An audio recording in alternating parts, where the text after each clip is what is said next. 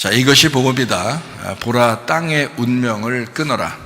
민수기 14장 22절부터 24절까지 말씀입니다. 내 영광과 애굽과 광야에서 행한 내 이적을 보고서도 이같이 10번이나 나를 시험하고 내 목소리를 청종하지 아니한 그 사람들은 내가 그들의 조상들에게 맹세한 땅을 결단코 보지 못할 것이요 또 나를 멸시하는 사람은 한 사람도 그것을 보지 못하리라. 그러나 내 종 갈렙은 그 마음이 그들과 달라서 나를 온전히 따랐은즉 그가 갔던 땅으로 내가 그를 인도하여 드리리니 그의 자손이 그 땅을 차지하리라. 아멘. 복음을 설명하죠. 이사야 53장 5절 말씀입니다. 주님이 찔리신 것은 우리의 허물 때문이요 주님이 상하신 것은 우리 죄악 때문이라. 주님이 징계를 받음으로 우리가 평화를 누리게 되었고 주님이 채찍에 맞음으로 우리가 나음을 받게 되었습니다. 고린도후서 6장 2절 말씀 보라 지금이라. 은혜 받는 것도 구원받는 것도 지금이다 이 말입니다. 예수님은 성령으로 잉태했습니다. 유월절 어린 양 예수님이 이 땅에 오셔서 침례 받으실 때 우리의 모든 죄를 뒤집어 쓰시고 그리고 침례를 받으시고 그리고요 광야에서 3가지 시험을 받으셨습니다. 마귀에게 시험을 받을 때 그 시험을 이기셨어요. 그리고 3년 반 동안 아버지의 일을 충실히 하시다가 십자가 못 박혀 돌아가시면서 다 이루었다, 이제 다 끝났다, 이제 빚을 다 갚았다 그렇게 하시고 죄와 모든 사망까지도 끝내셨습니다. 이제 우리는 물과 성령으로 거듭나야 된다, 다시 태어나야 된다는 겁니다. 땅에서 태어난 사람이 하늘로서 다시 태어나야 된다, 이것을 말씀으로 다시 태어나야 된다라는 말씀입니다. 그 말씀이요. 그래서 우리가 하늘로서 다시 태어난다는 거, 이걸 거듭남이라 이렇게 말하는데요, 거듭난 사람들은 이제 하나님께서 성령으로 우리와 함께 하시죠. 그래서 늘 함께 하겠다 하는 것을 임마누엘 하신다 이렇게 말씀하시고요. 임마누엘이 예수님의 이름입니다. 예수님의 이름 자체는 예수라는 단어가 원래 구원자라는 단어고요, 회복자라는 단어고 치료자라는 단어입니다. 그러니까 예수 이름 붙들고 여러분이 기도하시면 우리 주님께서도 꼼짝 못 하셔요. 왜냐하면 예수 이름이 그런 이름이기 때문에 그렇습니다. 그래서 우리가 예수님의 이름으로 기도합니다 하고 예수님을 찬양하고 예수님 안에서 기도하고 예배하고 이러는 것입니다. 사도행전 4장 12절 말씀, 다른 이름으로서는 우리에게 구원받을 만한 이름을 주신 적이 없다 그랬고요. 갈라디아서 2장 20절 말씀 보니까 그리스도의 믿음으로 네가 살아가야 된다. 자기 믿음이 아니고 그리스도의 믿음으로 살아가야 변함이 없다는 말이죠. 베드로전서 1장 9절 말씀, 믿음의 결론이 바로 영혼의 구원받는 것이다. 이것이 굉장히 중요한 내용이죠. 그래서 이걸 잘 알고 여러분이 영혼의 구원에 대한 것이 어떤 것이냐, 어떻게 영혼의 구원이 있는 것이냐라는 것을 제대로 알고 있어야 신앙생활을 제대로 하는 거고요, 교회생활도 제대로 할 수 있습니다. 주님 만날 때 어느 날 내가 주님 만나면 되지 하면서 내가 천국 갈 때 그때 보자, 내가 천국 갈지 지옥 갈지 라고 하는 것은 중요한 문제가 아니에요. 그거는 둘째 문제고요, 지금 여기에서 내가 영혼의 구원을 받았느냐라는 것이 더 중요합니다. 그리고 영혼의 구원을 내가 위하여 지금도 살아가고 있느냐라고 하는 것이 훨씬 더 중요한 것입니다. 오늘날 천국 간다 지옥 간다 하는 것은 나중에 문제예요. 그거는 우리가 죽을 때의 문제고요. 그러나 지금 내게 천국이 내 안에 있느냐, 지금 내가 혹시 지옥을 살고 있는 것은 아닌가, 이것이 지금 중요한 거죠. 그래서 지금 중요한 이 문제를 설명해 주는 곳이 바로 교회고, 그걸 설명하는 것이 설교입니다. 이걸 분명히 알고 여러분이 설교를 들으셔야 되죠. 귀만 간지러주는, 여러분 귀에 듣기 좋은 말만 해주는 그런 걸 설교라고 하지 않습니다. 분명히 여러분 아시기 바랍니다. 자, 누가복음 12장 20절 말씀 보니까 어리석은 사람은 영혼의 그 구원이, 영혼이 무엇인지를 잘 모른다. 그러니까 이 땅 보이는 대로만 살아간다는 거죠. 보이지 않는 믿음으로 살아가야 되는데 보이는 것만 살아간다. 그게 어리석은 사람이라는 겁니다. 베드로전서 2장 25절 말씀, 영혼의 목자와 감독자 예수님에게 우리가 돌아왔다. 우리가 교회에 온 것은 바로 예수님에게 돌아왔는데 그 예수님은 영혼의 목자, 영혼의 감독자가 되신다는 겁니다. 그러니까 우리 몸을 감독하신다 이런 것도 되겠지만 영혼을 감독하신단 말이에요. 영혼의 목자란 말이에요. 그러니까 영혼이 우리 속에 진짜인 나, 진짜 내가 영혼이거든요. 그래서 그 영혼이라는 내 진짜가 주님을 믿고 있는가, 주님은 나를 그것을 다스리고 있는가, 요거를 이제 생각해 보는 것이 바로 교회고 설교입니다. 잠언 3장 7절 말씀입니다. 스스로 지혜롭게 여기지 마라. 여호와를 경외하며 악을 떠날지어다 라고 되어 있습니다. 고린도전서 10장 12절 말씀이요. 그런즉 선줄로 생각하는 자는 넘어질까 조심하라. 자, 이거 교회 오래 다녔다고 해서 여러분 신앙생활 좋은 거 아닙니다. 그런 사람들을 저 사람 신앙생활 좋을 거야 라고, 어제도 어떤 형제가 우리 교회 와서 덧신을 팔고 가셨는데, 그분이 어릴 때부터 교회를 다니신 분이에요, 사실은. 그런데 그 얘기를 하면서 하는 말이 자기가 정말 상처를 많이 받았답니다, 교회에서요. 근데 우리 교회 와서 이제 어제도 말씀을 이렇게 듣고 갔는데 막 울더라고요. 자기가 막 코가 자꾸 나와서 제가 닦아드릴까 했는데 그건 못했어요. 근데 이렇게 울면서 이렇게 얘기를 하더라고요. 근데 자기가 교회를 어릴 때 다니면서 사람들이 교회 생활, 신앙생활 오래 한 사람들 있잖아요. 뭐 권사님이나 집사님이나 장로님이나 이런 분들이 교회에서 말썽을 일으키고 문제가 일으켜서 막 교회가 막 이렇게 문제가 일으켜져서 막 이렇게 흩어지는 그런 모습들을 보면서 자기가 그 청년 때, 그 젊은이의 그 의로움, 공의로운 게 무엇인지를 배우는 그 정의로움 때 그 상처를 받은 거예요, 교회에서. 그래서 이 사람이 참 그때를 생각하면서 오늘 우리 교회를 이렇게 와서 이렇게 이야기를 듣고, 어제 이제 우리 학생들 모임에 같이 이제 참석을 하게 됐는데, 물론 덧신 팔러 오셨죠. 덧신 팔러 왔다가 그 이야기를 들으면서 이제 막 눈물이 나가지고 그렇게 옛날 생각도 나고 그러니까 아마 그렇게 울고 그러더라고요. 그러니까 교회가 진짜 우리가 영혼의 구원이라고 하는 건 우리의 삶의 구원이거든요. 나 자신의 구원이거든요. 근데 교회를 오래 다닌 사람들은 훨씬 문제가 큰 거예요. 자기가 뭔가 된 줄 안단 말이에요. 그래서 선줄로 생각하는 거예요. 이건 넘어진단 말이에요. 이 정도면 됐겠지라는 그거예요. 그럼 넘어지는 거예요. 앞으로 계속 걸어가야 됩니다. 계속 전진해 나가야 돼요. 죽을 때까지 계속 걸어가면 안 넘어지는데 서 있으니까 넘어지는 거예요. 걸어가면 안 넘어지거든요. 믿음도 그래서 계속 성장해야 돼요, 여러분. 그러니까 작년의 믿음이 이 정도면 됐지 하면서 올해 가만히 있으면 안 돼요. 올해보다 내년이 더 믿음이 더 있어야 되고, 이번 달보다 다음 달이 더 믿음이 있어야 되고, 오늘보다 내일이 더 믿음이 있어야 되는 거예요. 그래야 그게 진짜 믿음인 거예요. 아니면 다 가짜 믿음이에요. 교회 오래 다녔다고요? 아유, 글쎄, 저는 인정 안 합니다. 저는 인정 안 해요. 우리 교회에서는 전혀 눈꼽만큼도 인정 안 해요. 저희 형님도 저기 큰 교회에서 목회하고 있고, 장로님이 한 20명인가 이렇게 돼서 한 사람 앞에 1억씩 내가지고 선교센터 하나 만들었다고 하더라고요. 1억씩, 한 사람 앞에 1억씩 내서. 그 뭐 20명인가 돼가지고, 장로들이.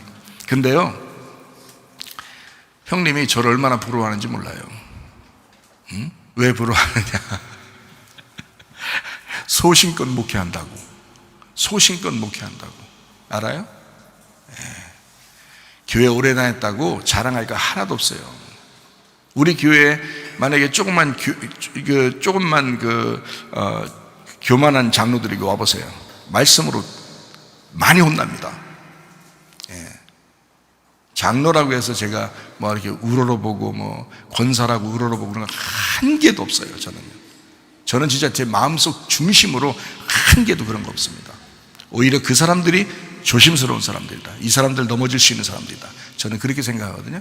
선줄로 생각하는 자는 넘어질까 조심하라. 겸손해야 됩니다. 한 걸음씩 계속 앞으로 나가셔야 합니다. 서 있으면 넘어지는 거야. 저도 서 있으려고 하지 않아요. 저도 계속 앞으로, 어제보다 오늘보다 내일이 더 내가 믿음이 성장해야지 하는, 더 겸손해야지, 더 주님 앞에 가까이 나가야지 하는 그런 마음으로 사는데요. 저도, 여러분도 마찬가지죠. 그렇게 해야죠. 우리 성경은 머리, 목, 몸, 다리로 이루어졌습니다. 머리는 하나님의 비밀인 그리스도요. 그리스도를 믿고 우리가 구원받은 그리스도가 머리가 되죠. 목인 침례를 받고, 침례나 세례를 받고서 그리스도의 비밀인 교회로 들어옵니다. 교회는 그리스도의 몸이죠. 몸이 돼서 우리가 이제 함께 협력하는 거죠. 그 교회가 이제 두 다리로 움직이는 거예요. 전도와 제자훈련, 예배와 선교, 율법과 은혜, 선악과 나무와 생명나무로 이렇게 하는 거죠. 그래서 요거를 예배와 선교를 통해서, 기도와 말씀을 통해서 계속 움직여 나가는 거예요. 전도와 제자훈련을 통해서 계속 움직여 나가는데, 그러면 이제 몸이 건강해지죠. 이렇게 잘 안 하는 사람들은 이제 뭐 혼자 괜히 불평, 불만, 짜증, 뭐 원망, 뭐 혼자 괜히 욕심내고 교만하고 뭐 그렇게 하겠죠. 그런데 그런 사람들도 우리 교회에 오면 회개하셔야 돼요. 무조건 회개하셔야 돼요. 그래서 두 다리로 잘 움직여서 자기 영혼도 건강한 영혼을 만들으셔야 되고요. 우리 교회도 건강한 교회가 되셔야 합니다. 그래서 주님 만날 때 칭찬받는 교회가 돼야지. 주님 만날 때 여러분 심판받으면 좋겠어요? 여러분 이렇게 살다가 심판받으면요 자기만 손해예요. 진짜예요. 저는 저도 저를 바라보니까 날마다 바라보면서 살아가거든요. 그러니까 자신 있게 얘기할 수 있는 겁니다. 여러분도 자신을 돌아보세요. 돌아보는 게 설교 듣는 태도거든요. 자기를 돌아보는 거예요. 다른 사람 돌아볼 필요 없어요. 다른 사람 돌아보면 저 사람 어떨 것 같아. 저 사람 말씀 오늘 말씀 이 사람 꼭 들어야 되는데 이 말씀 우리 남편 꼭 들어야 돼. 그렇게 하면 안 돼. 그건 잘못 들은 거예요. 자기가 들어야 되는 거예요. 자기한테 말씀하는 거잖아요. 제가 설교할 때는요 나한테 설교하는 거예요. 나한테도 설교하는 거예요. 에이 설마 아니에요. 진짜 나한테도 설교하는 거거든요. 여러분한테도 설교하는 거지만 저한테도 설교하는 거예요. 그렇게 말씀을 듣고 사는데 저도요. 아침 저녁으로 여러분 새벽 예배 저녁 예배 설교 듣는지 모르겠어요. 우리 교회에 나오는 거 저는 들어요. 아침 저녁으로 말씀 듣는 사람이에요. 중간에도 듣는 사람이에요. 말씀을요. 그렇게 말씀에 내가 말씀을 사모하고 그 말씀대로 살아보리라 하는 그런 마음으로 제가 살아가는 사람인데요. 그러니까 자신 있게 얘기하죠. 여러분 자신들도 말씀 사모하고 기도하시면서 하루하루 전진하는 삶을 사셨으면 좋겠다 하는 겁니다. 네, 감사하죠. 요한복음 4장 23절 24절 말씀, 하나님은 영이신데 예배하는 자 영과 진리로 예배하는데 하나님은 그렇게 예배하는 자를 찾으신다 그랬어요. 영과 진리로 예배하는 하나님은 영이시다. 그래서 영과 진리로 예배해야 된다라는 말씀이고요. 디모데전서 4장 5절 말씀과 기도로 거룩해진다라고 말씀했습니다. 말씀을 우리가 들으면 믿음이 생겨요. 믿음이 생기면 구원을 받거든요. 구원을 받으면 예배를 드리게 돼 있어요. 예배를 드리면 말씀을 깨닫게 돼 있고요. 말씀을 깨달으면 서로 사랑하게 돼 있습니다. 이해가 되겠죠? 그래서 서로 협력하고 사랑하는, 목장이 서로 협력하고 사랑해야 되고, 학생들은 학생들끼리, 청년들은 청년들끼리, 또 목사하고 교인들하고 또 같이 사랑하고, 또 교회와 교인들끼리 서로 사랑하고, 그래서 교회가 한 공동체가 되고, 이런 것은 하나님의 뜻이죠. 그게 하나님의 뜻이니까 그렇게 살아가는 게 중요한 거예요. 성경을 아는 것보다 더 중요한 건 그렇게 살아가는 게 더 중요한 것입니다. 그러니까 그 성경을 아는 목적이 그거이기 때문에 그래요. 그래서 성경은 사랑이라고 그랬잖아요. 그래서 가정에서도 서로 사랑해야 된다 그러잖아요. 교회에서 서로 사랑해야 된다 그러잖아요. 저는 데이트하는 커플에게도 정말 잘해야 된다. 그래서 여자아이한테는 남자아이한테 정말 존경심을 가지고 정말 잘해야 된다라고 저는 얘기하고 있고요. 또 남자아이한테는 여자를 정말 유리그릇처럼 귀하게 여겨줘야 된다. 그렇게 얘기합니다. 유리그릇, 여자들은 유리그릇 같거든요. 진짜 던지면 깨져요. 그게 유리그릇 같은 거거든요. 이게 여자들은 정말 조심스럽게 다뤄줘야 돼요. 근데 그걸 몰라, 남자들이. 남자들이 여자를 함부로 대해. 나이 먹어봐요. 여자들 나이 먹어봐요. 막 그냥 남자 이상으로 막 강하죠. 여자들이요. 남자 이상으로. 그러니까 어느 집은 진짜 막 정말 나쁜 집안들은 막 여자가 남자를 패는 집안도 있다 하더라고요. 그건 진짜 말세기 때문에 그런 거고, 그렇게 보통 그렇지 않고요. 나이가 먹은 그 강력한 여자는 약한데 어머니는 강하다 뭐 이런 거 있잖아요. 그런 그 엄청난 강한 어머니도 사실은 남편 앞에서는 연약한 유리그릇이에요. 그거를 남편들이 알아야 됩니다. 저는 그거를 주님 만나서 알았어요. 제가 그래서 우리 집사람을요 정말 유리그릇처럼 대합니다. 진짜 말도 조심하고요, 행동도 조심하고요.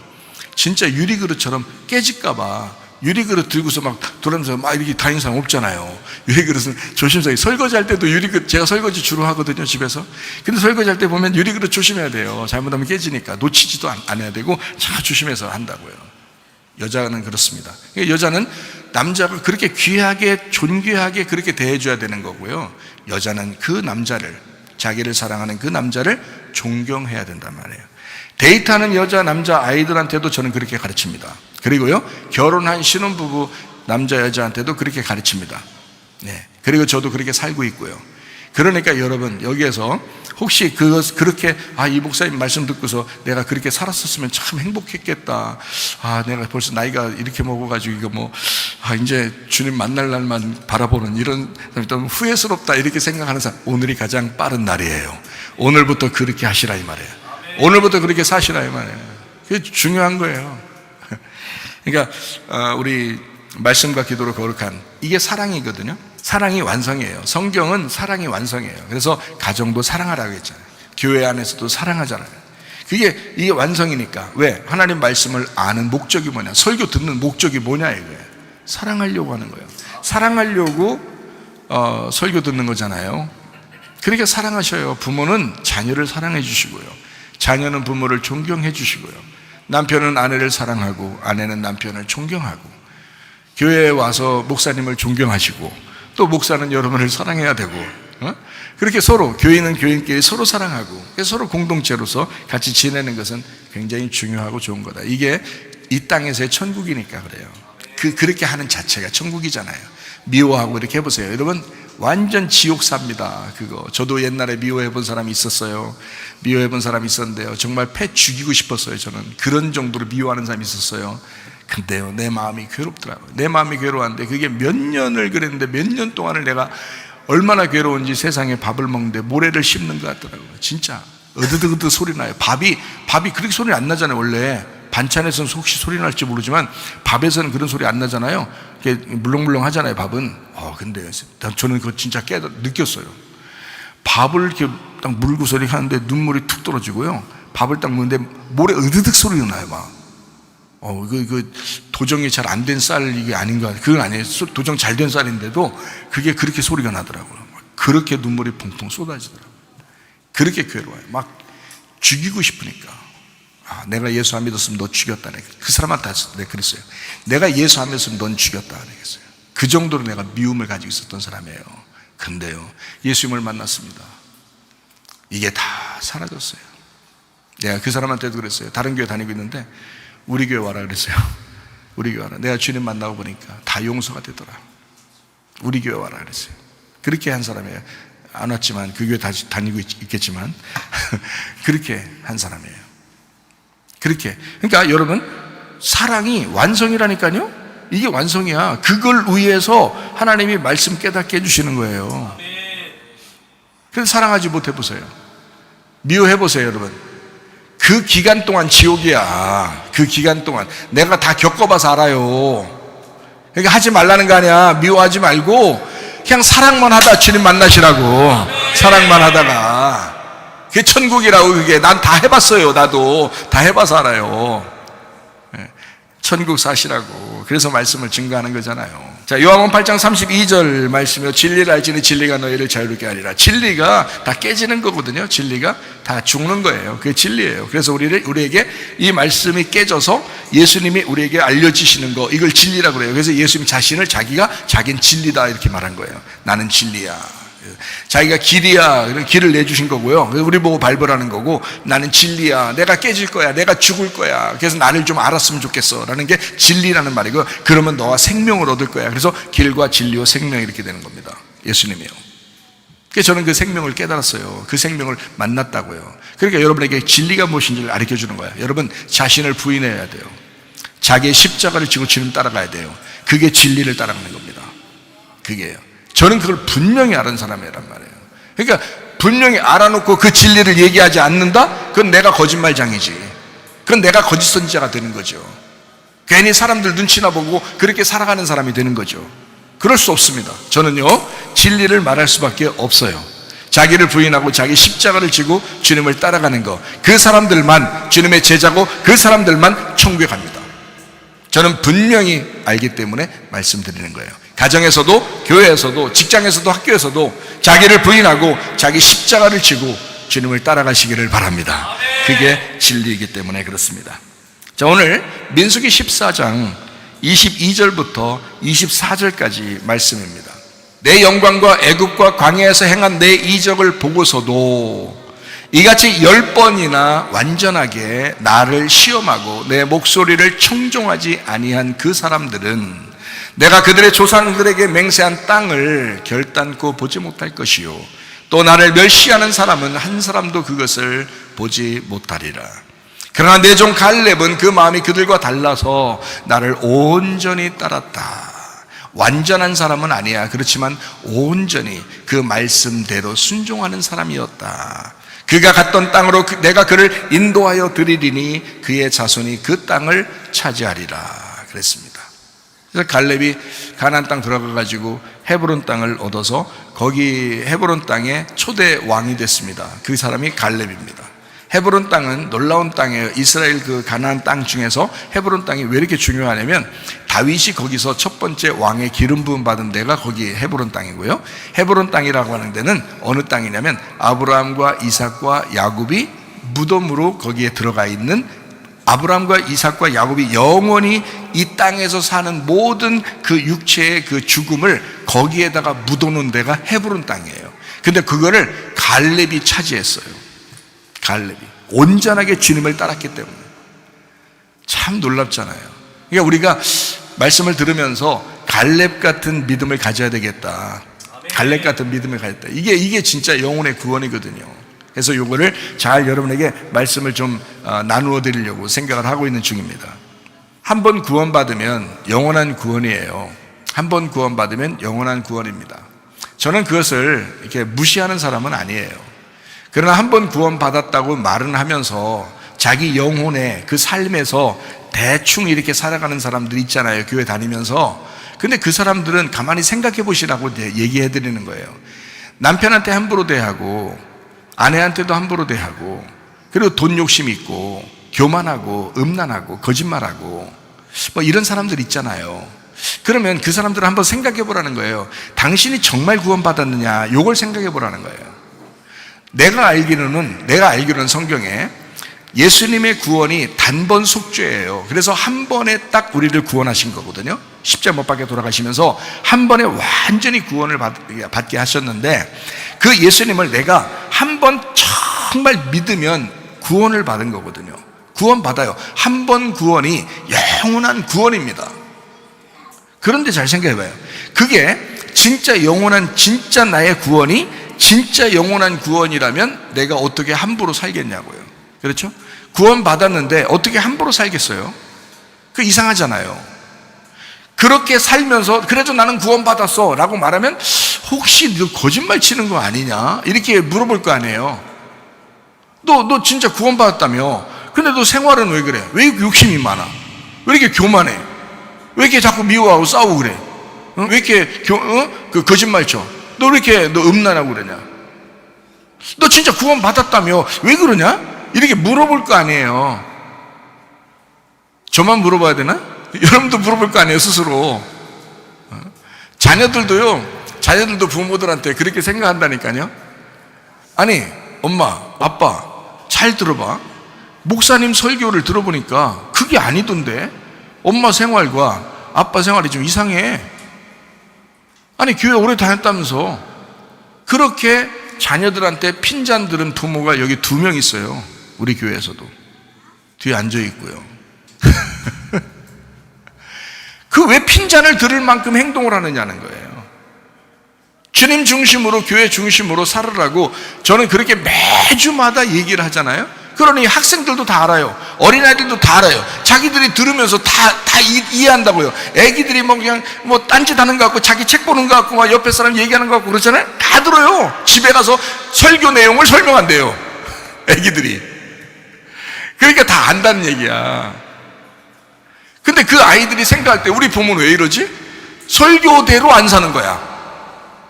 그러니까 이상하게 보는 거야. 이 애기들이 생각할 때 자기 부모를 이상하다. 왜 설교대로 안 사는가 생각할 거 아니에요.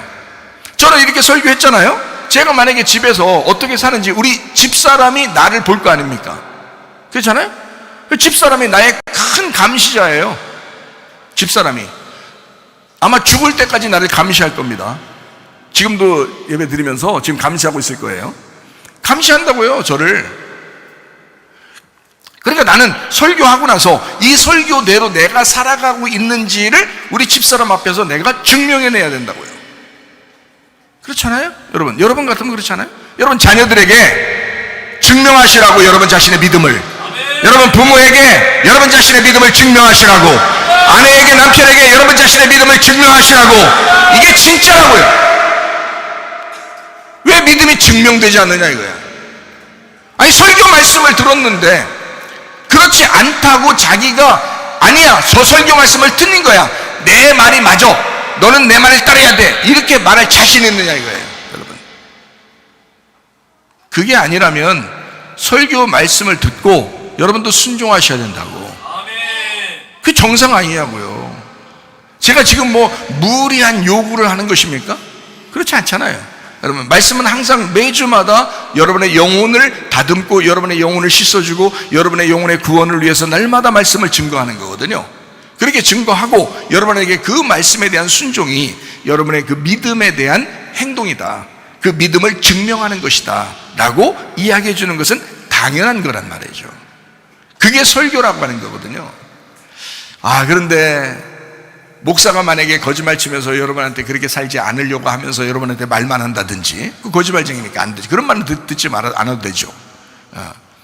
그러나 목사도 그렇게 살려고 묻어내릴 수 울면서 눈물을 흘리면서 기도하고, 목사도 그렇게 살려고 여러분에게도 말씀을 증거하면서 그렇게 살아줬으면 하고 그렇게 기대하는 것은 당연한 거 아니겠어요? 하나님도 너희들이 이런 설교를 들었으니까 너희들이 그렇게 살아줬으면 하는 그런 마음을 하나님도 가지실 거란 말이죠. 당연한 거죠. 그런데 사람들이 한 번 구원을 영원한 구원으로 살지 않더라는 겁니다. 그러니까 그런 생활이 안 되니까 네가 구원받은 게 진짠가? 한 번 구원받은 게 영원한 구원인가? 라는 걸 되짚어 보라는 거죠. 제가 한 번 구원은 영원한 구원입니다. 한 번 구원은 영원한 구원이에요. 확실합니까 여러분? 확실해요. 한 번 구원은 영원한 구원이에요. 제가 주님 만나보니까 그렇더라고요. 주님 만나보니까 한 번 구원은 영원한 구원이에요. 근데 그거를 대부분이 실패하더라는 거죠. 안 하더라는 거죠. 다시 말하면 그 구원이 마치 거짓말인 것처럼, 마치 가짜로 구원받은 것처럼 행동하고 있더라는 거예요. 안 그래요 여러분? 그런 사람 없었어요? 있어요.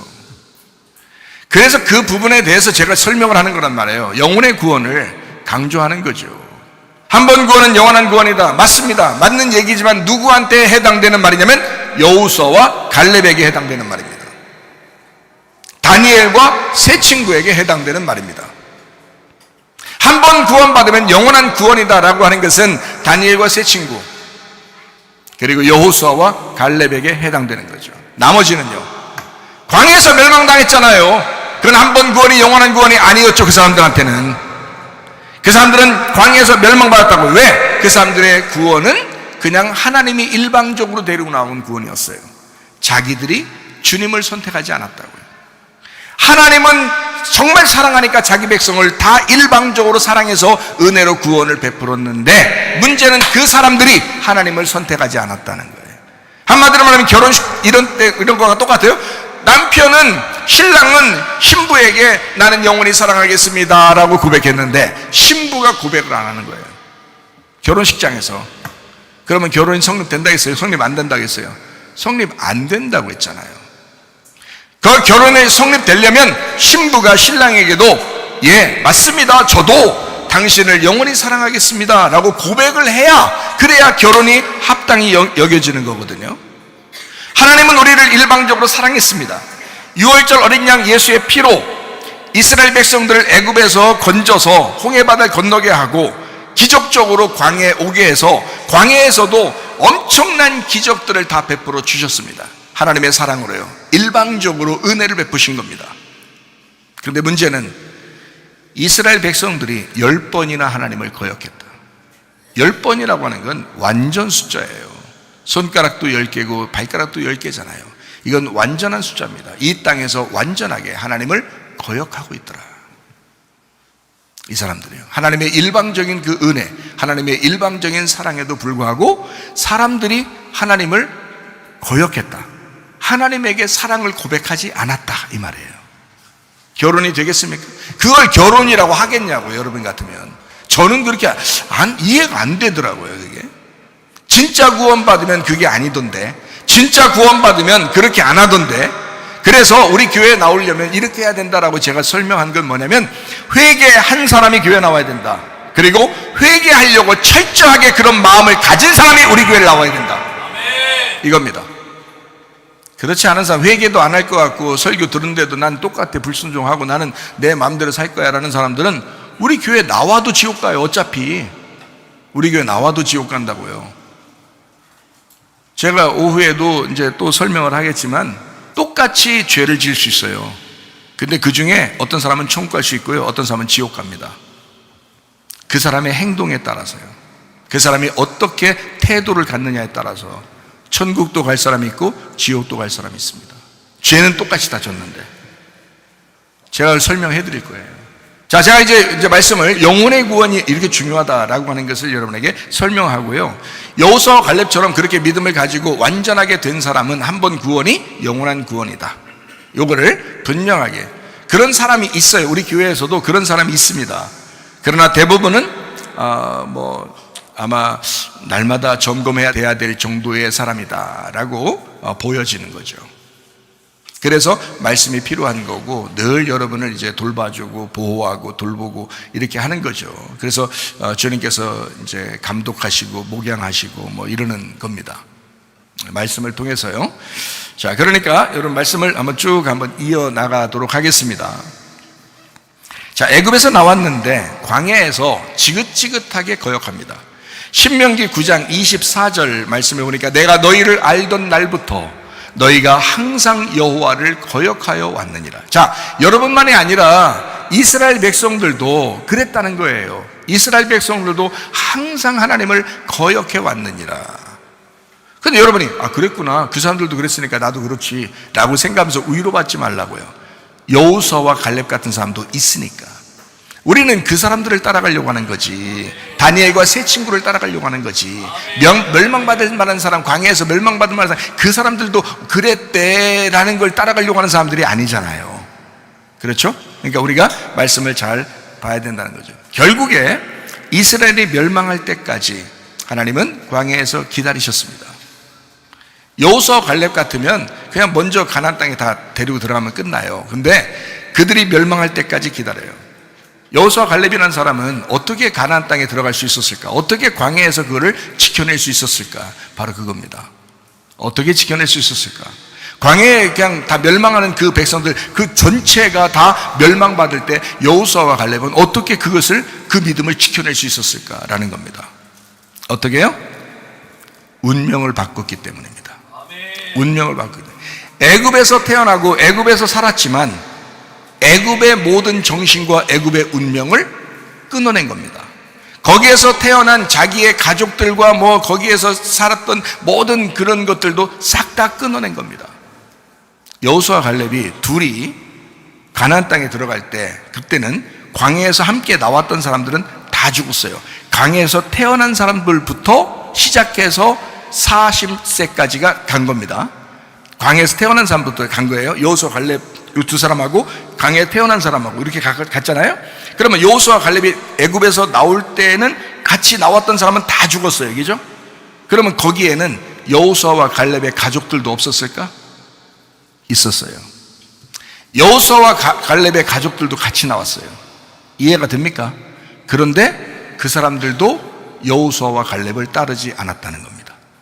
여호수아와 갈렙은 그 가족의 생각대로 의견을 물어보거나 그 사람들을 따라가지 않았다는 겁니다. 이 사람들은 오로지 말씀을 따라 모세를 따라 나온 사람들이에요. 이 여호수아 갈렙, 이 두 사람만. 희한하죠. 가족을 미워하라는 뜻이 아닙니다. 여러분, 이건 운명에 대한 문제입니다. 운명에 대한 문제. 여호수아와 갈렙은 이런 땅의 운명을 끊어낸 대표적인 사람이었습니다. 그래서 이 사람들은 40년 아니 400년이 지나도 이 사람들은 변하지 않을 사람들이었다. 그게 진짜 믿음이죠. 그게 교회가 바라는 진짜 믿음 아니겠습니까? 여러분이 바라는 진짜 믿음이 그런 거잖아요. 그런데 이 세상에 엉뚱한 믿음들을 가지고 사는 사람들도 있더라는 거예요. 안 된다. 안 된다.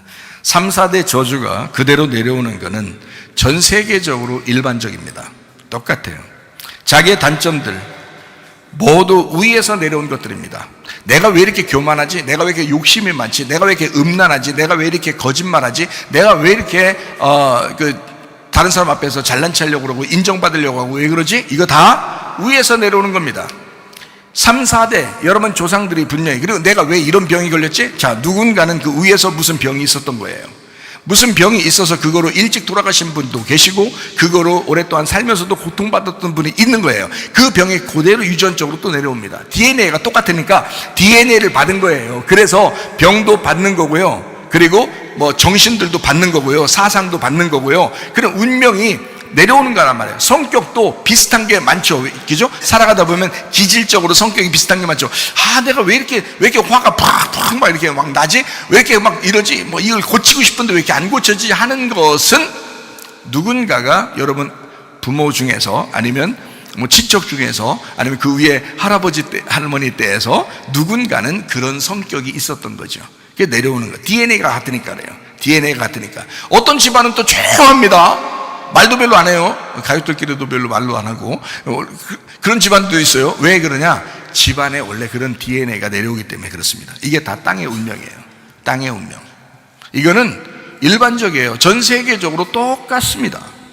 예, 똑같아요. 그러니까 뭐 아프리카 사람이 유럽 사람처럼 살아갈 수 없고요, 유럽 사람이 아프리카 사람처럼 살아갈 수 없고요, 아시아 사람이 유럽 사람이나 아프리카 사람처럼 살아갈 수 없는 게 운명 때문에 그래요. 운명. 그게 내려오던 3, 4대의 운명, 자기의 역사의 흐름이죠. 자기의 역사의 흐름, 자기만의 어떤 독특한 걸 받은 거란 말이에요. 성격, 기질, 혈액형, DNA, 이게 다 받은 거, 위에서부터 받은 거예요. 여러분이 그렇게 하기 싫어도 그렇게 살게 돼 있단 말이에요. 어떤 사람이 병 나고 싶은가요? 부모님이 병이 있었던 게 자기 자식한테 병이 내려왔어. 그러면 이 사람이 자기가 뭔 잘못했다고, 자기가 일부러 병을 나한테 주세요 이렇게 했겠냐고요. 근데 병은 내려온다고요, 그냥. 그러니까 이게 끊어내지 못하면요, 그냥 연결된다고. 그냥 다 이게 피가 연결돼 있고 DNA가 연결돼 있고 다 이게 세포가 연결돼 있고요, 다 연결돼 있어서 다 내려오게 돼 있다고요. 성격도 내려와, 몸의 질병도 내려와, 다 내려오게 돼 있단 말이에요. 이게 땅의 운명이라고요, 여러분. 어때요? 이거는 저도 많이 연구해봐서 알아요. 내려오게 돼 있다고요. 근데요, 이거 다 고쳐낼 수 있습니다. 네, 고쳐낼 수. 교회가 가능합니다. 주님이 가능합니다. 그러니까 고쳐낼 수 있어요. 그러니까 얘기하는 거죠. 이거 야 절대 못 고쳐내, 이거는 우리 이제 끝났어, 이제 이렇게 살게 돼 있어, 이제 우린 끝, 더 이상 뭐 내가 말할 필요도 없어, 설교할 필요도 없어, 이런 무슨 설교를 하겠냐고요. 고쳐낼 수 있으니까 얘기하는 거죠. 저도 고쳐냈으니까, 고쳐졌으니까, 그러니까 얘기할 수 있는 거예요. 저도 한 성깔 하는 사람입니다. 제가요, 진짜 성질 많이 죽었어요. 이게 성질 진짜 죽었나 안 죽었나 우리 아들하고 딸이 자꾸 시험해 가끔. 그래서 내가 넘어가고 그래. 그러다가 한마디씩 해, 내가, 야, 너 조심해. 그럼 또, 조심하지. 조심하죠. 근데 너무 귀엽죠. 제가 이렇게 보면, 지나고 보면, 참 내가 더 많이 사랑해주고 더 이렇게 했을 걸, 내가 내 성질이 좀 이렇게 급박하니까 아마 그렇게 내가 그렇게 살았지 않나, 이런 생각도 들거든요. 그래서 제가 지금은 아주 많이 사랑해 주려고 이렇게 하고 있습니다. 모든 걸 다 받아주고, 대부분 다 받아줘요. 뭐 이렇게 주차 딱지도 내가 대신 내주고요. 엄청 찔릴 거야. 몇 번 내줬어요. 자, 음란과 거짓과 교만과 폭력, 그리고 술 먹는 거, 담배 피는 거요, 이거, 그리고 욕심내는 거요, 이거요, 따라오는 겁니다. 3, 4대가 위에서 하던 것이 밑으로 내려옵니다. 이건요, 그 인이 백이고, 그것이요, 이게 젖어 있어서 그런 거예요. 원래 자기가 잘못이 아니에요. 원래 본인 잘못이 아니에요. 그래서 다 용서가 되는 겁니다.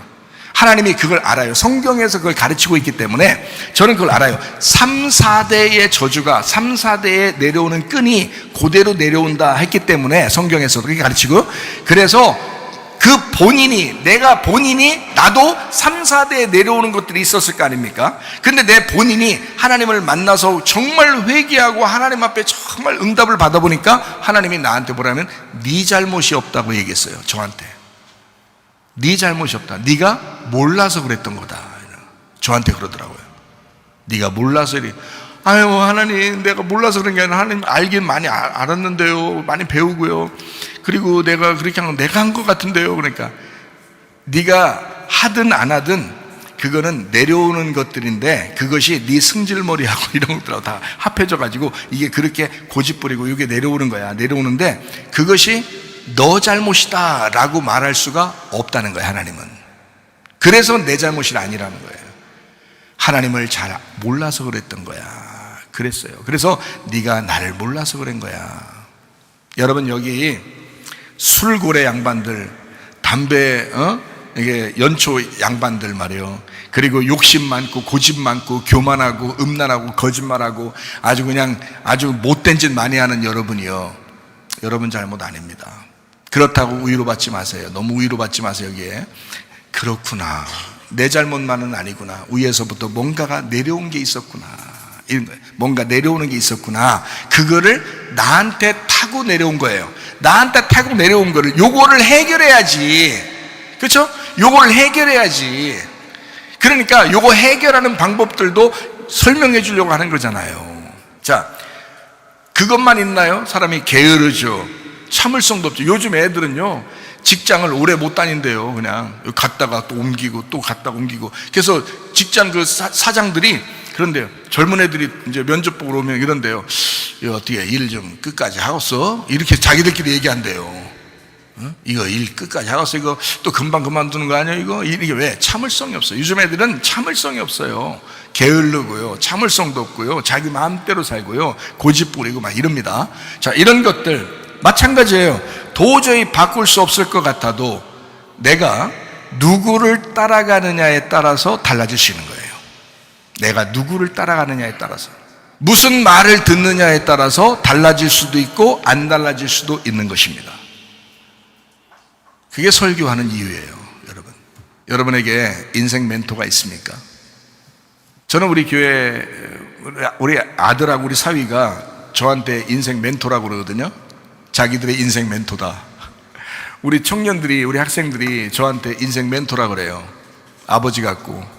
이제 학생들 같은 경우는 어리니까 이제 할아버지 같고 그러지. 나한테 할아버지 같다 이렇게 하겠지. 근데 이 젊은 아이들도 나한테 인생 멘토라고 생각하고 이제 물어보고 상담하고 얘기하고 말씀을 듣고 그대로 행동하려고 한단 말이에요. 인생 멘토가 여러분에게 있느냐 하는 것입니다. 여러분에게는 여러분을 가르칠 만한 인생 멘토가 있느냐. 이 세상 말 하는 거 말고 진짜 하나님 중심으로 여러분에게 말하는 인생 멘토가 있는가. 인생 멘토가 없었던 사람이 하나 있었습니다. 제가 설명을 해드릴게요. 그게 아간이라는 사람이었습니다. 인생 멘토가 없었던 사람이에요. 아간이라는 사람. 누가 그를 가르쳐줄 사람이 없었어요. 이게 여호수아 7장에 나오는 그런 말이거든요. 아간이라는 사람이 범죄했어요. 그런데 이 아간의 범죄가 그냥 아간의 범죄로 끝나는 게 아니었어요. 인생 멘토가 없었으니까 그 사람은 그냥 자기의 생각에 속에 욕심이 난 대로 그렇게 행동해 버린 거거든요. 그런데 하나님은 그렇게 여기지 않았어요. 이 아간을 쳐 죽여라, 이렇게 하나님은 성경에서 말씀하거든요. 그래서 이 아간을 실제로 쳐 죽여 아골골짜기를 만들어 버립니다. 자, 그러면 이 인생 멘토가 없었던 이 아간이라는 사람이 왜 이렇게 되느냐면, 자기가 바라보던 것이 어디였냐면 여호수아 6장에 있는 여리고성이었어요. 가나안 땅에 다 지금 들어왔습니다. 광야에 살던 사람이 여호수아, 갈렙 두 사람하고 그리고 거기서 태어난 사람, 어린 사람들을 데리고 요단강을 건너서, 이제 우리 요단강 건너서 만나리 그러잖아요. 요단강 건너서 만나리에서 가나안 땅 들어갔어요. 가나안 땅 들어가서 첫 번째 맞닥뜨린 이제 성이 여리고성이에요. 근데 이 여리고성은 하나님이 무너뜨린 성이에요. 사람이 무너뜨린 게 아닙니다. 하나님이 무너뜨려 주셔요. 이건 거기까지도 은혜로 해준 거죠. 왜냐하면 뭐 군사가 없잖아요. 이스라엘 백성들은 군사가 없어요. 하나님이 그냥 데리고 나온 오합 지졸 같은 사람들이었어요. 그리고 광야에서 태어난 사람, 어린 사람들이고. 그러니까 하나님이 여리고성을 직접 무너뜨려 줬거든요. 자, 이렇게 하나님이 여리고성을 무너뜨리고 가나안 땅을 정복했는데, 그런데도 불구하고 아간이라는 사람이 나타나요. 그럼 여러분이 생각할 때는, 자, 애굽에서도 아니고 광야에서도 아니고 가나안 땅까지 들어가서 아간이 나타나. 그리고 하나님은 아간을 죽여버렸어. 이게 말이 되느냐 이거예요, 여러분. 아니, 광야에서 멸망당한 사람 얘기 듣는 것도 부담스러워 죽겠는데 가나안 땅에 들어갔는데도 거기서도 멸망당했다. 이거 아간 같은 사람이. 그러니 얼마나 부담스러워요, 여러분. 언제까지 우리가 진짜 이렇게 간섭받고 살아야 돼? 생각해 보세요.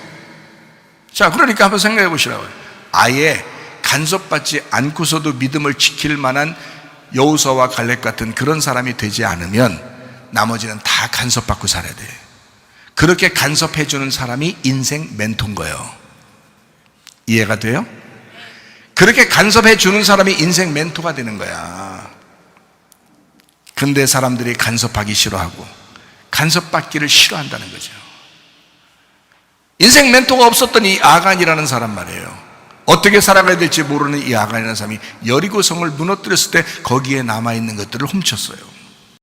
너무 아까우니까, 너무 좋은 것이 있으니까. 근데 하나님은 싹 다 멸망시키라고 했거든요. 생각해봐요. 자, 여리고성이 무너졌는데 아간이 나타나더라. 참 희한해요. 여리고성이 무너지면 완전히 다 거룩해져야 되는데, 그죠? 여리고성이 나쁜 거니까. 근데 여리고성 무너뜨렸는데 아간이 거기서 딱 나타났어. 그러니까 하나님 어떻게 해? 여리고성하고 아간하고 같이 보는 거죠.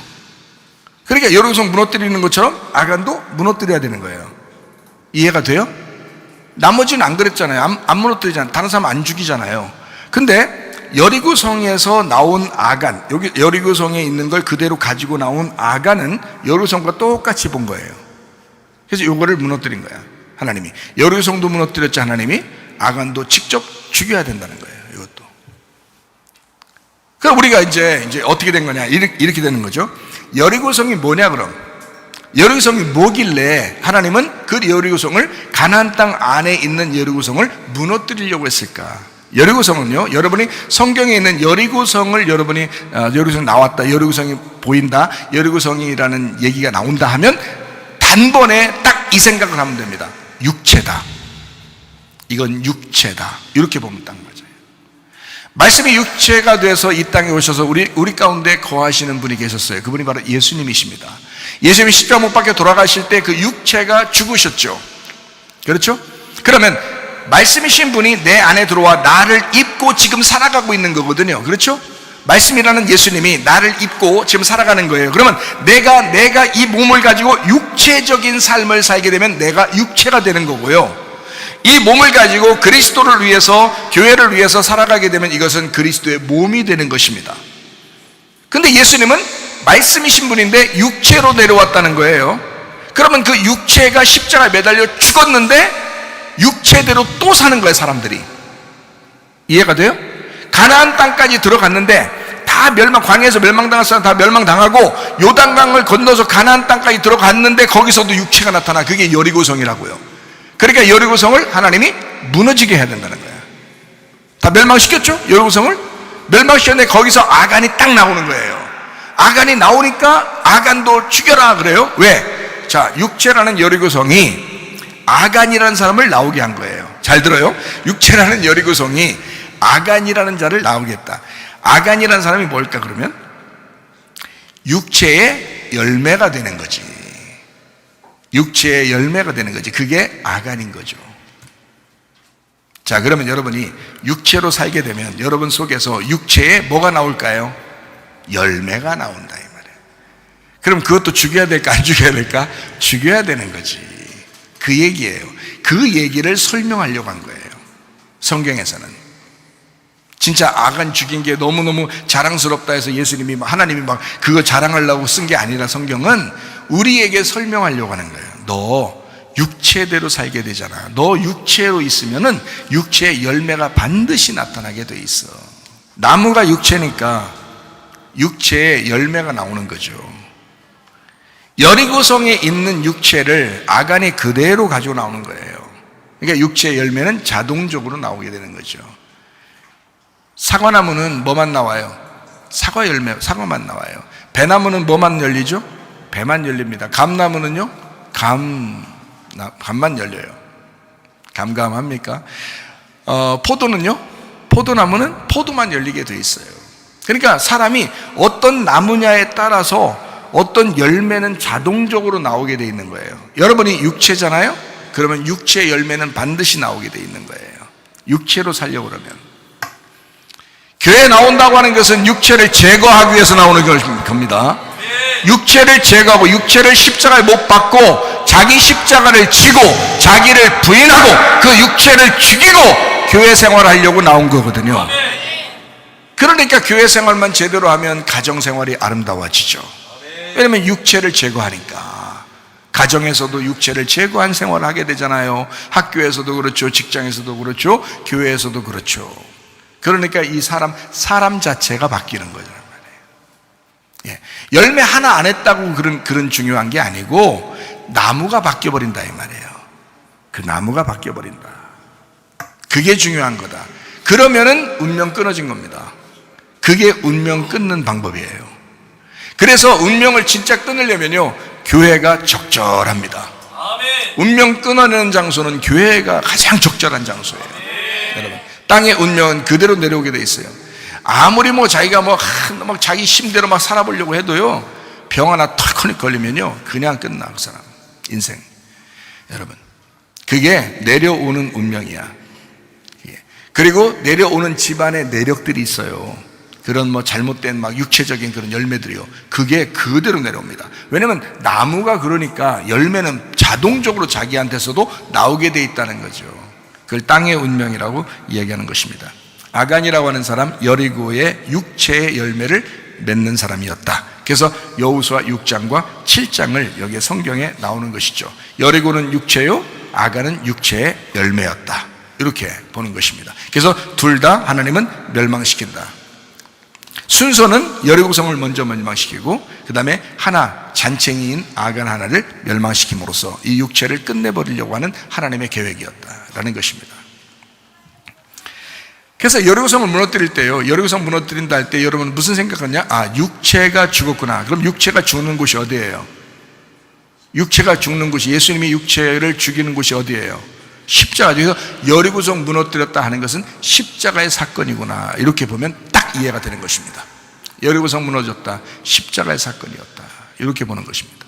그래서 주님이 홀로 그 문제를 해결하셨다 하는 거죠.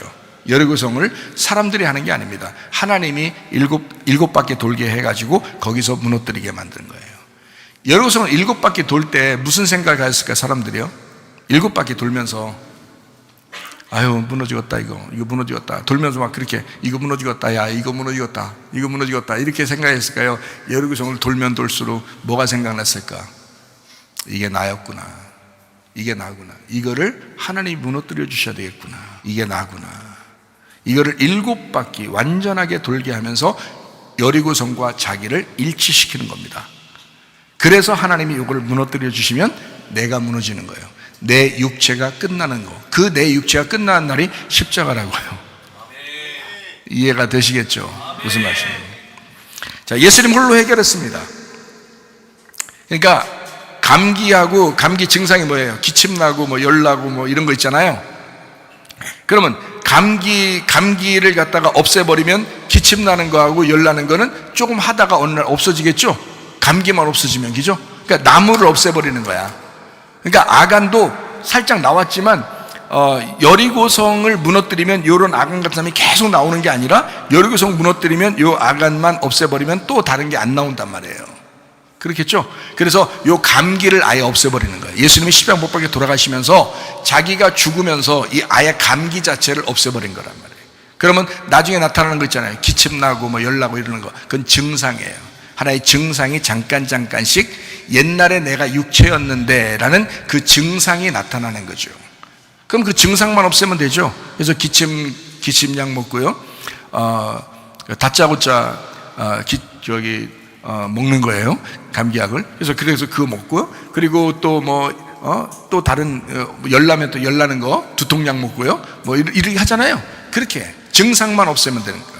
감기 자체를 없어지게 하면요, 이 증상만 없애면 되거든요. 근데 증상을 없애도 안 없어지면 감기가 남아있어요. 감기를 없애버려야 되거든요. 근데 예수님은 십자가 못 박혀 돌아가시면서 우리의 모든 죄를 끝내셨단 말이에요. 우리가 지금 행동하는 것들은 우리가 스스로 나타내는 범죄란 말입니다. 죄는 사라졌는데 우리가 스스로 그 열매를, 자꾸 내가 육체였던 사실을 잊어버리고 자꾸 육체의 삶을 살고 있단 말이에요. 내가 육체였으니까 예수님이 죽으셨을 때 끝났지 해야 되는데 이게 도무지 자기 자신이 자꾸 육체의 삶을 살아간단 말이에요. 육체의 행동을 해버린다고. 이게 그걸 범죄라 그러는 겁니다. 범죄. 그러니까 원죄와 자범죄도 있죠. 그래서 원죄는 끝났는데 자범죄로 자꾸 범한단 말이에요. 자기가 스스로 육체의 삶을 살아간단 말이에요.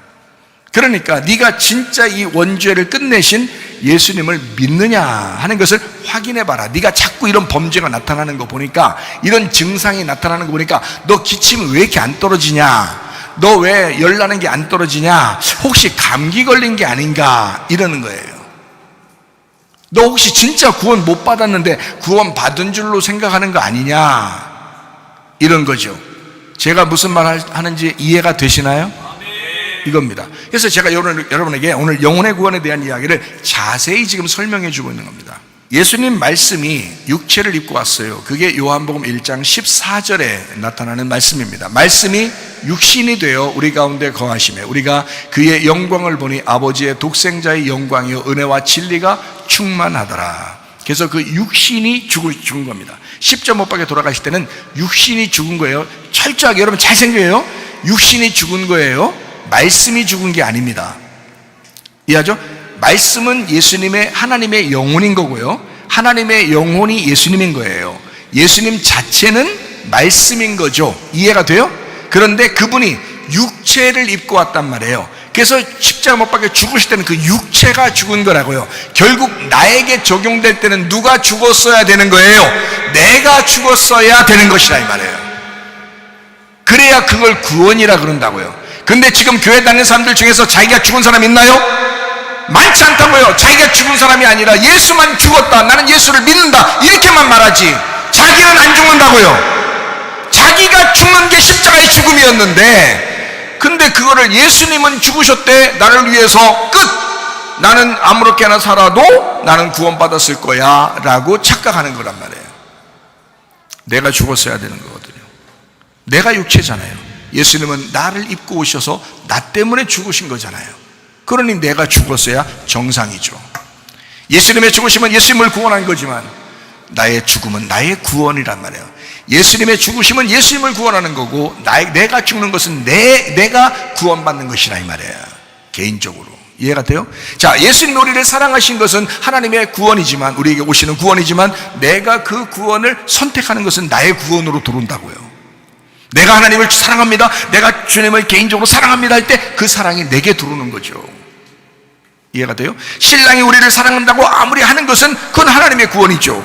근데 신부가 신랑을 내가 사랑합니다 할 때는 그게 그 신랑의 사랑이 자기에게 들어오는 거죠.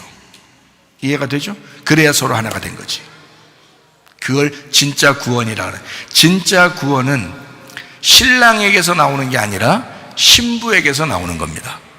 다시 말하면 예수가 십자가 못 박혀 돌아가신 것이 진짜 진짜 구원이에요. 내가 또 얘기하는 걸 강조하려고 설명한 걸 또 그걸 오해하지 마세요. 진짜 구원인데 더 진짜 구원은 내가 구원받아야 되는 거야. 그 예수의 십자가가 내게 들어와야 된다는 거지.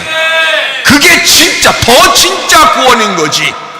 나한테서는, 나에게서는 그게 더 진짜 구원이잖아요. 예수님의 구원하고 나하고 무슨 상관이 있어? 그렇게 따지면 예수님만 구원받고 나는 구원 없으면 그게 무슨, 만약에 우리가 살다가 지옥 가면 그 사람한테 무슨 하나님의 구원이 뭐 엄청난 거였습니까? 아무것도 아니었어. 근데 내가 진짜 천국 가고 내가 천국에 가서 하나님 나라에 간다고 생각한다면 예수님의 구원은 엄청난 거죠. 근데 그것이 내게 들어와서 내가 진짜 구원받을 때 이게 엄청나게 되는 거죠. 진짜 구원이. 십자가에 죽으신 것은 나라는 육체가 죽은 사람만 교회가 되게 하려고 주님이 십자가에 죽으시는 거거든요. 그래서 교회를 만든 겁니다. 예수님의 십자가를 통해서 교회라고 하는 것을 형성하게 된 거예요. 예수님 십자가 못 박혀 돌아가시지 않았으면, 또 부활하지 않았으면 교회가 안 만들어지죠. 그 전까지는 교회가 아니었으니까. 예수님의 죽으심과 부활을 통해서 교회가 이루어졌다. 자, 이제 우리는 구원받아서 살아갑니다. 구원받아 살아가면 이제 어떻게 해야 돼? 면역성을 키워야 돼요. 마귀에게 속지 않고 면역성을 키우면서 살아가면 되는 것입니다. 평상시에 뭐 비타민도 좀 드시고 이렇게 하는 것은 다 면역성 키우기 위해서 그러잖아요. 그래요. 건강하게 되면 그 건강한 한 사람은 건강할 때 건강을 지켜야 된다. 구원받았다면 그 구원받은 사람으로서 면역성을 키우면서 살아가면 되는 것이다. 감기 증상이 나타났어요. 그러면 없애야 되는 거죠. 그 감기 증상이 딱 나타났어.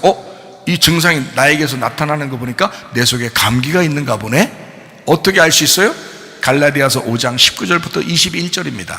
육체의 일은 분명하니 곧 음행과 더러운 것과 호색과 우상 숭배와 주술과 원수 맺는 것과 분쟁과 시기와 분냄과 당짓는 것과 분열함과 이단과 투기와 술 취함과 방탕함과 또 그와 같은 것들이라. 전에 너희에게 경계한 것 같이 경계하는 이런 일을 하는 자들은 하나님의 나라를 유업으로 받지 못할 것이오. 자, 여기 육체의 열매가 딱 나타나는 거 보니까 어때요? 이 육체의 열매가 여러분 속에서 나타나면 뭐가 걸린 거야? 감기가 걸린 거다. 여러분 속에서 이런 육체의 열매가 나타나는 거 보니 이런 육체의 나무가 내 속에 있구나라는 것이 증명된 거죠. 이해가 되겠습니까? 이런 증상이, 감기의 증상을 보니까 감기가 걸린 거구나. 육체의 열매가 나타나는 거 보니까 네 속에 육체의 나무가 있구나라는 거죠. 나무가 있는 대로 그 열매는 나오게 되어 있는 거니까. 이해가 되죠? 그래서 여기에 있는 거 갈라디아서 5장 19절부터 21절까지 나타나는 그 육체의 열매, 이대로 뭔가 하나라도 나타나는 게 있다면 하나님 앞에 회개하셔야 합니다. 여러분 자신을 죽이셔야 합니다. 그래야 나무가 사라지는 거죠. 이미 나무는 사라졌는데, 감기는 사라졌는데 그 증상이 나타나고 있다는 거라면 그 증상을 없애버려야 된다. 여리고성은 이미 무너졌는데 그 여리고성 때문에 아간이 나타났다면 아간을 죽여야 된다, 이 말이죠. 이해가 되시겠어요? 자, 그래서 뭘로 그러면 우리가 이겨낼 수 있을까? 육체의 열매는 반드시 있을 수 있는데 이것을 뭘로 이겨낼 수 있을까요? 성령의 열매입니다. 성령의 열매. 그래서 갈라디아서 5장 22절 23절 이어서 나오는 말이죠. 오직 성령의 열매는 사랑과 희락과 화평과 오래 참음과 자비와 양선과 충성과 온유와 절제니 이 같은 것을 금지할 법이 없느니라. 우리가 사는 것은 면역성을 키우는 것뿐만이 아니라 성령의 열매로 육체의 열매를 대체시켜야 되는 거죠. 육체의 열매가 여러분 속에서 나타나기 시작하면 바로 성령의 열매를 이걸 대체하면 이 증상은 떠나가게 돼 있죠. 이해가 되시겠습니까? 그러니까 감기 나무가 없어졌는데도 감기 증상이 나타난다? 문제가 생긴 겁니다. 영혼의 구원에 문제가 생긴 것입니다. 그러므로 영혼 구원이라고 하는 것은 뭐냐? 결론을 맺습니다. 영혼 구원이라고 하는 것은 날마다 죽는 것입니다. 그게 영혼의 구원입니다. 영혼 구원이라고 하는 것은 예수 십자가로 단번에 완성되었다 하는 것을 믿고 하늘의 뜻이 이루어졌다는 것을 인정하는 것입니다. 그게 영혼의 구원입니다. 영혼의 구원은 성령과 교회가 완성해야 진짜 완전한 구원이기 때문에 영혼의 구원은 이 땅에서 이루어져야 합니다. 하늘의 뜻이 이 땅에 이루어져야 된다. 이게 마태복음 6장 10절의 말씀입니다. 나라가 임하시오며 뜻이 하늘에서 이루어진 것 같이 땅에서도 이루어지다. 다시 말하면 영혼의 구원이라는 건 뭐냐? 예수님이 완성한 것이 나에게, 이 땅에 나에게서 이루어져야 된다는 겁니다. 그게 완성인 거예요. 그게 진짜 영혼의 구원이에요. 그러니까 제가 얘기하잖아요. 신랑이 아무리 사랑한다고 고백해도 그거로 완성되는 건 아니라는 겁니다. 신부가 그 신랑을 받아들이고 그 신부가 신랑을 사랑한다고 할 때 연결이 된다는 거죠. 예수님이 아무리 십자가 못 박혀 돌아가시면서 우리를 구원한다 해도 내가 십자가 못 박혀 죽고 내가 구원받지 못하면 아무 소용이 없다는 거야. 예수 그리스도가 하늘의 뜻을 이루셨다면 내가 이 땅에서 하나님의 뜻을 이 땅에서 이루어야 된다는 거죠. 다시 말하면 여러분, 이 땅에서 하나님의 뜻이 이루어지려면 여러분 가정에서 이루셔야 합니다. 교회에서 이루셔야 합니다. 이 땅에서 여러분을 통하여 그 영혼의 구원이 나타나야 진짜 구원이라는 거죠. 여러분, 영혼의 구원 예수 그리스도만이 우리의 소망입니다.